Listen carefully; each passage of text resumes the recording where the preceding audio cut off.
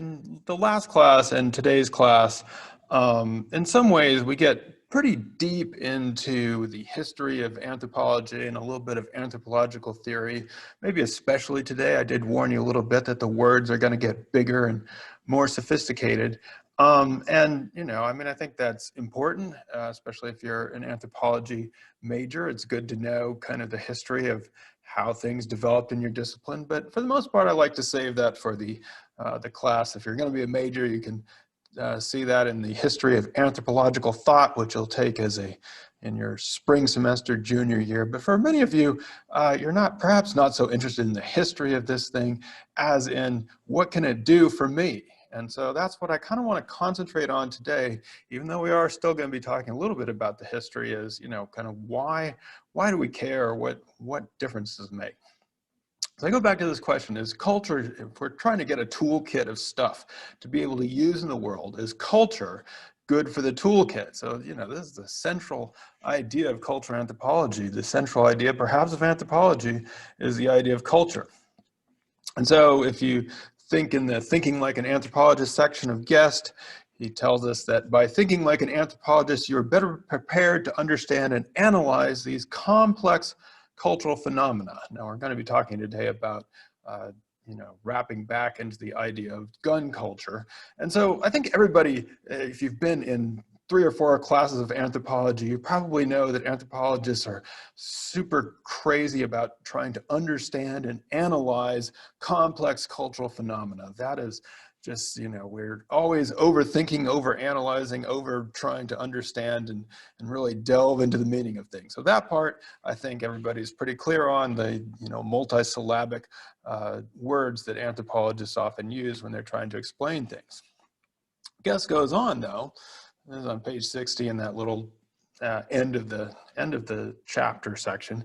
And if you are so inclined, so you don't have to do this, but, you know, he's saying, hey, we could do something out in the world, take concrete steps to shape the future.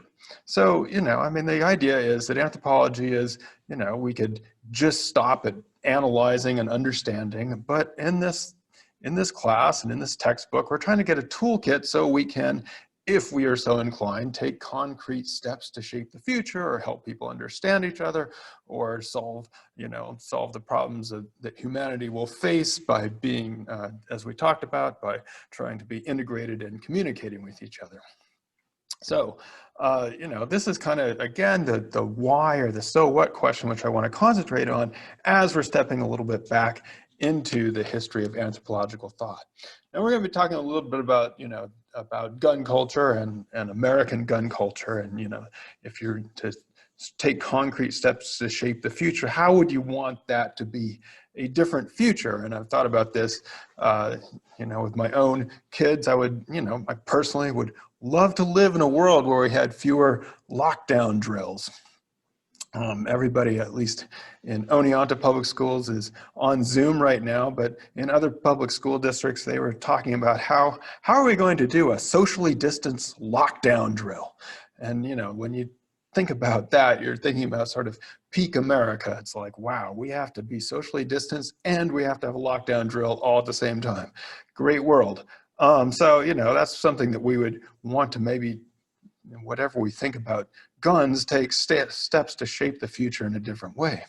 Another view in the comment section said, you know, hey, can we imagine a world in which the differential of having a gun or having a firearm, if you're white or not white, or if you're white or black, is the same, or, you know, is it right now it is such different consequences for different kinds of people. So, you know, again, hopefully anthropology gives us analysis, but it also should hopefully give us tools to shape the future, to change what is out there.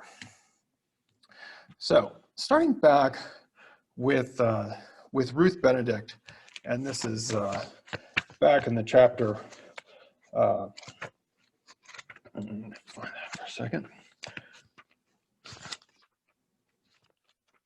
This is on page 44, where you have a picture of Ruth Benedict. I talked a little bit in the last class about this book, Patterns of Culture, which she published in 1934. It was seen as kind of the translation Boasian anthropology, the Boas concept of culture, out into the world.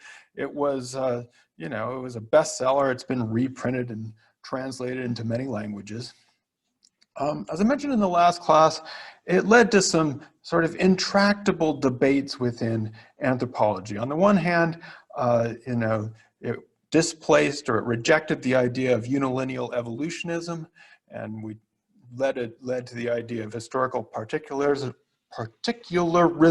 which we also know today kind of as the idea of cultural relativism. However, in Benedict's book, there was always the problem of, you know, how do we have individual variation? Where does one culture begin and one culture end? And it's something that we might think about even if we talk about American gun culture. Well, where does that stop and start? Is that its own little part of the United States? Is it geographically located? Is it located by, you know, I mean, obviously there's going to be race, class, gender differences, but, you know, is it its own separate thing, or is it linked to some other larger thing? And what are those linkages?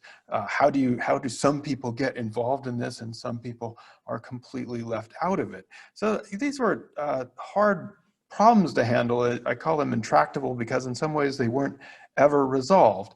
But the main message of Patterns of Culture was to be in some ways what we talked about as sort of renegade anthropologists who were changing the ideas of race, of sex, and of gender. And so trying to get away from those ideas of biological determinism and to show us different kinds of possibilities that societies had. And so Benedict was, you know, a huge advocate of the idea that, you know, we would make the world safer, that anthropology was a way of making the world safe for human differences. And they saw themselves not just as analysts or as academics, but as people out there interested in social change. On the next page, guest brings us Clifford Geertz. And for years and years and years, I said Geertz. But he is actually, I think he pronounces it himself. He mumbled a lot, but his own pronunciation was Geertz. So Geertz's interpretation of cultures.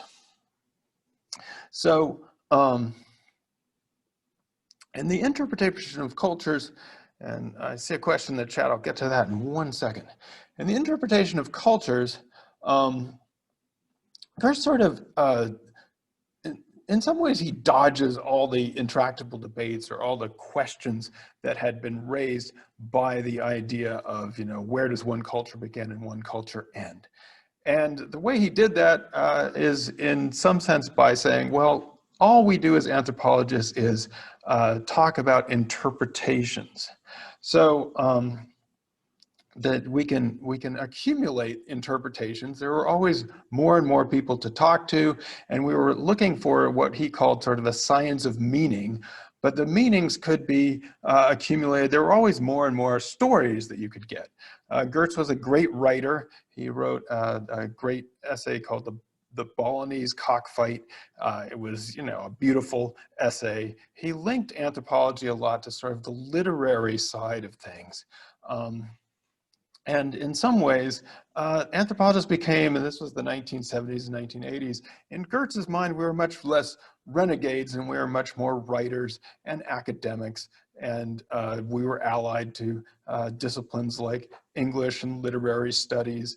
And anthropology, it wasn't that it wasn't important, it was hugely important for Geertz, but it didn't have that kind of, anthropologists didn't have to be renegades anymore. They could be an established academic discipline, which could speak to the times. So in the chat, there's a question about intersectionality, how anthropologists feel about intersectionality. I guess I would say that we're going to talk a lot more about that in sort of part 2 of the course. That's when we're going to be talking about race, ethnicity, gender, sexuality, and also kinship. And so, you know, intersectionality is something that probably wasn't necessarily developed in anthropology, but anthropologists have always been very interested in how different facets of identity shape each other. It's always difficult, and this is important to the idea of culture. In some ways, the problem with the idea of culture as a whole or as a pattern that we were just talking about is, are you then going to say, oh, well, there's, you know, women's culture, men's culture, Black women's culture, Black male culture, how small, you know, these you could sort of endlessly divide society. And so I think the contribution of intersectionality and of anthropologists who are interested in these issues is to sort of get away from this idea that there was some sort of meaningful whole and see how these identities sort of fed into or related to the general society. If we're thinking about, say, gun culture, for example, I would be less inclined to think about gun culture than I would to think about, well, we have American culture, and how do people who own guns kind of see themselves in relationship to this cultural whole. So you can talk about subcultures, but you always want to be talking about their relationship to each other. And so again, we'll talk more about the idea of intersectionality and different identities in part 2. And I hope that helps a little bit with that question. It's a good question, and it's one of those sort of hard debates in anthropology, because if you want to talk about cultures and mental maps and systems of meaning, do you then say that everyone has their own mental map as an individual? Do you say that a particular intersectional identity has a different mental map? And if so, how would that relate to others, and how would you communicate basically cross-culturally? So that's a very good question. Again, it's one of the kind of the debates in anthropology. It's perhaps possibly answered or possibly addressed by what we're going to talk about in terms of culture and power. Because what happened is that Gertz's idea was, you know, the sort of idea of endless interpretation, that it was going to be more and more people talking about meaning and how they interpreted society. And a number of anthropologists became sort of uncomfortable with that approach, or they didn't think it was relevant to the world that they were living in. This was sort of a time of, this was the 1960s, 1970s. It was a time of anti-colonial revolutions. It was the time of the Vietnam War and the protests against the Vietnam War. And there were a number of anthropologists, including actually the very first anthropologist I ever read as a college student, Eric Wolf, who were interested, as Guest says, in connecting the cultural meanings to power and the shaping of power in the society. And for Wolf, these were always connected. You could not talk about culture without talking about power and without talking about difference. And I guess perhaps in today's language, we could say without talking about the intersectionality of these differences and the contestations over meaning, which we talked about a little bit in the last class. So there were a number of anthropologists that were working at about the same time as Gertz. They were never as prominent as Gertz, but they were very interested in sort of, well, you know, the ideas of how can anthropology be relevant not just in the academy, but outside the academy. Now, when we think about power, we often think about power as force, as brute force, as being able to make someone do what you want to, what we might call coercive power. And that's one way to think about power. That's a first way to think about power. But anthropologists and others began thinking about power in slightly different ways, drawing on the Italian political philosopher Antonio Gramsci. I started to think about power, a second aspect of power, which he called hegemony. And hegemony is not the same thing as coercive power or violence or physical force. Hegemony refers to a kind of power in which people basically agree or consent to a system in which they might not have power, but they kind of share the same values. I think Gramsci he was actually writing this from an Italian prison. He saw himself as a Marxian revolutionary, and he wanted to bring about a change in Italian society. And he was trying to figure out, well, why do people not, even if they are in a certain society, why do they keep sort of going along with things, even if they're getting totally screwed over? And I mean, I think that this question has been asked about the United States as well. Like, why do people keep going along with a system in which they may be unemployed, they may be on the bottom of things, but why do they seem to sort of keep supporting the system? And for Gramsci, the answer lied in if a society, if the ruling class were able to establish hegemony, which is that, you know, people basically believed in the system. Even if they weren't benefiting from the system, they were basically agreeing to it. It had been set, it was made to seem natural. It was made to seem like the right way to do things. And hegemony can be established in various ways, but, you know, I mean, we can think about, you know, there's often a religious component that is sanctioned by a divine force. There's often the idea that, well, things aren't going well for me now, but I'm going to achieve the American dream later on. So there can be, you know, that sort of hope of finding out, of finding your fortune in the system. But what this adds up to is that people in, you know, if the ruling classes successfully establish hegemony, there won't be a lot of dissent and there won't be a kind of revolutionary fervor from below.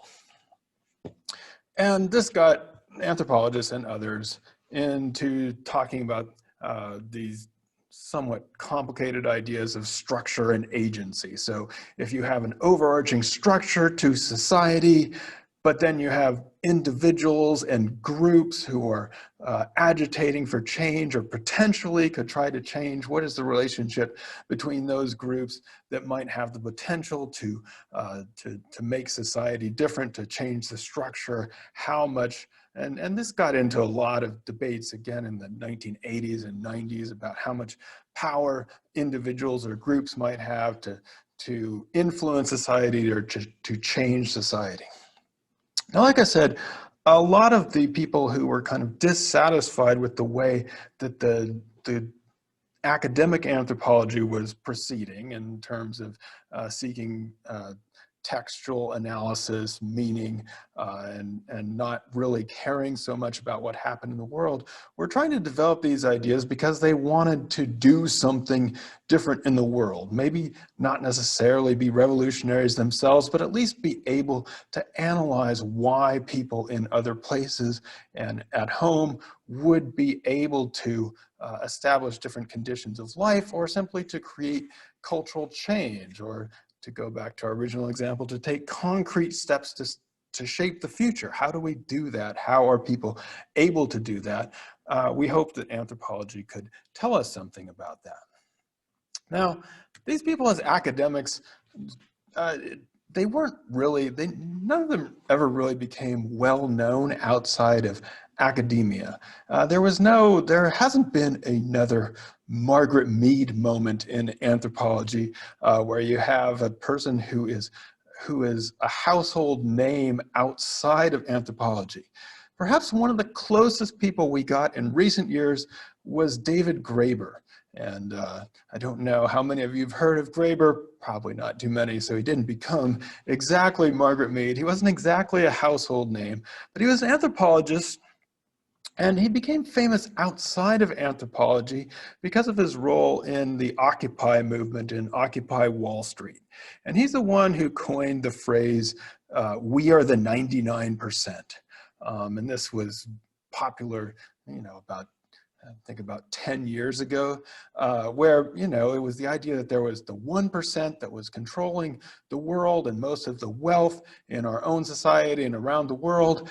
And, you know, we are united because we are the 99%. We're the most of the people in the world. And sadly, Graeber actually just passed away this last week. He was he's not even very old. So this was his obituary in The Guardian. And they had this quote from him from one of his books where he says, "The ultimate hidden truth of the world is that it is something that we make." And I think he left out we, and we could just as easily make differently. And so the idea here is not too dissimilar from what Ruth Benedict and Franz Boas and Margaret Mead were saying back in the day, that the world is something we make, and we could make it differently. And so this was a huge inspiration, I think, for the Occupy movement at the time. And, you know, they're kind of fizzled out a tiny bit. But, you know, I think that it was an inspiration that Graeber took from anthropology, but also was able to use sort of out there in the world. So we come now to, you know, the idea that the guest starts and ends the book with, or I mean the chapter with, which is the idea of gun culture. That in some ways we can take these tools of anthropology and we can say something about a pressing issue, especially in the United States and most of the countries of the Americas. A lot of some of the rest of the world seems to not have the same problems that we do. But so I wanted to phrase this a little bit as, when we say, we being you and I as budding anthropologists, when we say gun culture, what are we trying to emphasize, or what are we trying to say about the world? Now, as you may have noticed on the right side of your screen, if you can see it, I'm trying a little experiment now, which is to bring in some of your comments from the discussion board and then have you talk a little bit about what you said. So I don't know if this is going to work. Let me see if I can bring in somebody here. Let's see. Rebecca, are you out there? Yes, I am. Unmute. Aha, Yep. Thanks. Hi. So, what do you think? So I kind of think, as I kind of said in my discussion post, I'm just going to pull that up real quick and look Sure. for the side. So I had kind of related it to how, in the grand scheme, a lot of people kind of connect American gun culture with a lot of different situations, such as cops and African Americans, gang-related incidents, and even in random occurrences or even targeted victims. So I think that there's a stereotype that kind of arises with gun violence and within American gun culture itself. I think when you have American and gun culture separated, it's a completely different perspective on it. But I also think that a lot of the stereotypes are related to just the people in general. And I kind of touched on that. Guest had said there's no biological evidence of the link of innate biology to kind of make someone bad. So I kind of think that in order for the American gun culture to change and that stereotype to become obsolete, then that perspective and that view on it needs to kind of be altered. Okay, great. Yeah, this is something that I would say would be, you know, a sort of a huge part of what anthropologists are trying to say when we would say, well, this is gun culture. What we're trying to say is, hey, there's nothing natural about gun violence. This is not some sort of biological imperative that we, you know, have to be violent. And I think later on in the course we'll talk about different ideas about violence. But there are people still out there that are like, well, humans are naturally violent, so of course they're gonna, you know, of course this is gonna happen. And you know, when we say gun culture in anthropology, I think one of the things we're trying to go back to is that this is not some sort of natural or biological phenomenon. It's something that comes from, that we learn in our society. It becomes it becomes, as Becca said, a stereotype. All right, so what else are we trying to say? Let's see if I can get Danielle B to unmute. Yeah, so basically what I said in my post is that culture it's learned and taught, and it can change as people change, like when values and society changes, culture will change with it. And one of the quotes I used was, "Culture is not fixed. It is invented, changed, contested, and negotiated, nor is it bounded. It moves and flows across regions and between people." Okay, very cool. Yeah, I mean, I think that, you know, if we're going to talk about culture, we've been saying, hey, well, this is something that changes all the time. It can change. So if it's gun culture, then we can change it. As Graeber said, we made the world and we can make it differently. So if we think that this is culture, then it's amenable to change, it flows, it changes over time. And then, you know, probably in sort of today's anthropological world, we would also talk about power. And so the differential of power and how, you know, this is something that can be located in a global political economy, how different groups have access to resources, and how, you know, they also have access to political power. One of you commented that, you know, the majority of the population actually wants stricter gun control laws, but why do those laws not get put into place? In some ways, it perhaps has to do with the differential of political power and how our political power is distributed in our society. So I think when anthropologists would say gun culture, that's what we're trying to do, right? We can analyze it. It's not natural. It can change, and we can do all that sort of power and hegemony and structure and agency stuff that we just talked about. So that would be a beautiful little essay to write on, you know, using culture to analyze gun culture. So then, if we go on, what I asked you sort of in the post was, okay, well, that's what anthropologists say. But if I go out on the street, let us say, and we're not talking to anybody on the street these days, but what happens if I say, well, this is American gun culture? Like, what does that make us think about when we're thinking about, let's see, if somebody were to say, well, you know, this is American gun culture, what happens in our heads, or what do we think about? Let me see if I can, Ashley, aha, great, you've unmuted yourself, thanks. In my post, I was more directing towards the mass school shootings. That's where I took it for the gun culture. Right. So I think a lot of the time when you tell somebody, oh, that's just the culture, it's kind of blowing it off as an excuse. Like, that's how they were raised. They have access to get these guns, so you can't really blame them. But I think that's just an excuse, because we all have our morals of what is right and wrong. And some people don't.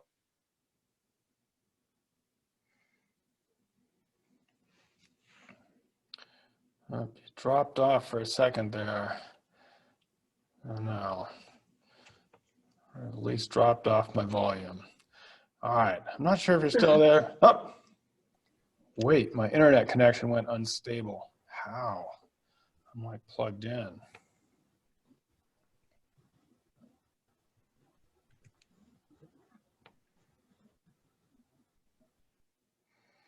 Let's see. Let's stop sharing for a second and see if people can see me. I'm seeing that my internet connection is unstable. Do I still have volume out there? Can we hear? We can hear you. Okay. Sorry, I think Ashley got cut off. Ashley, you're still there? Yeah. Okay, you can keep going. Sorry. For some reason you got cut off from me. I'm not sure if other people could hear you. So maybe you could just, I think, maybe go ahead. Just restate it? Sure. Okay. I was saying for American gun culture, it's just kind of an excuse of like, that's how they were raised, they have access to the guns, it's their culture, and that's how it is. And we can all agree that it's morally wrong to go shoot up a school, but I think that people kind of bypass it by saying that's just their culture and it's wrong, and they don't go out and do anything about it. So I was saying it's kind of like putting a blanket over it, is you know that the problem's there, but you're just using it as an excuse. Okay, excellent. Yeah, I mean, I was really struck by this. I mean, it is often, you know, it's just when we say, oh, that's their culture, we can mean almost anything. And it just, you know, it becomes like you stop analyzing at that point. You stop explaining because seems to explain everything. And I've put in parentheses here, deterministic, because it's basically, it's not much change from saying it's natural or biological. It's just, well, that's the way it is.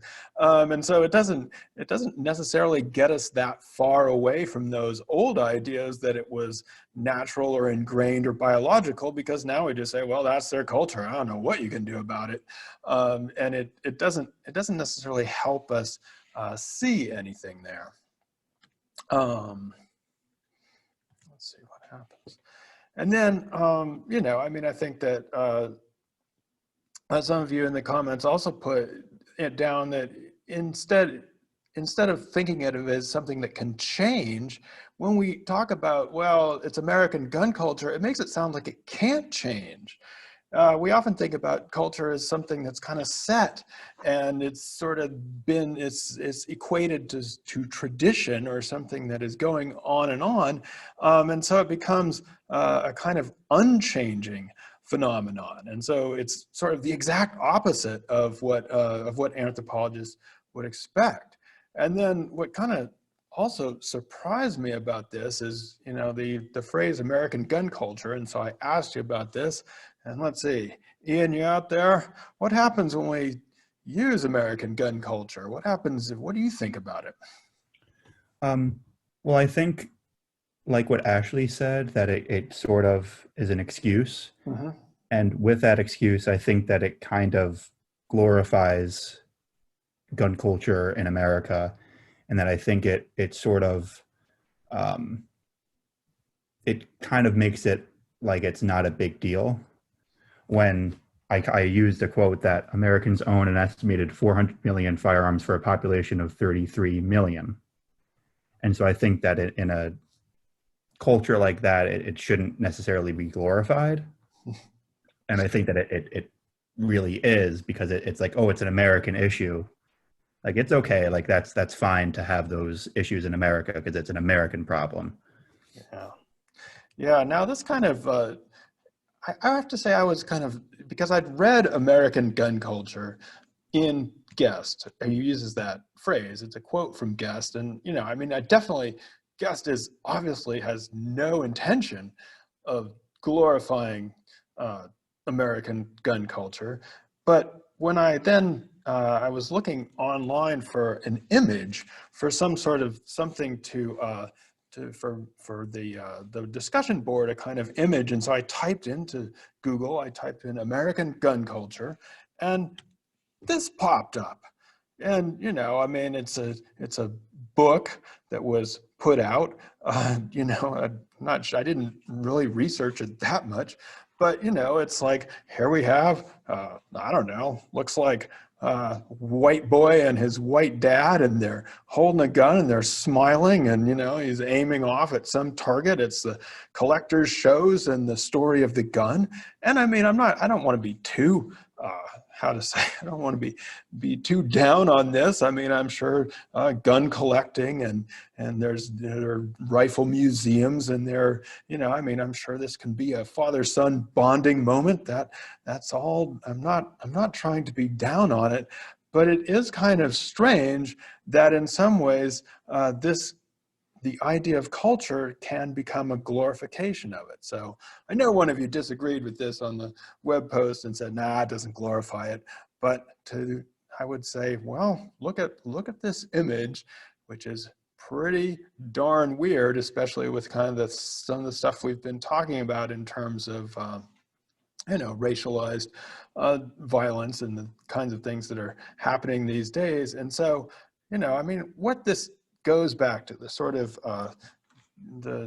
of linkage here is that culture can be very useful to us as we study anthropology and as we're kind of reading and analyzing. It can be extremely helpful to understand these concepts, but you have to be sort of extremely careful when you use the phrase out there in the world with people who are not necessarily on the same page with you analyzing the concepts. So in terms of your tools, you have to be careful because it doesn't necessarily always do what you want it to do, and it may actually do the exact opposite of what you want it to do when you use it. So it's something that, I think that this example probably helped me the most in terms of understanding, okay, here's what we're doing inside the Zoom classroom and when we're reading this book, but when we're trying to shape our future in a different way, when we're thinking about these social issues,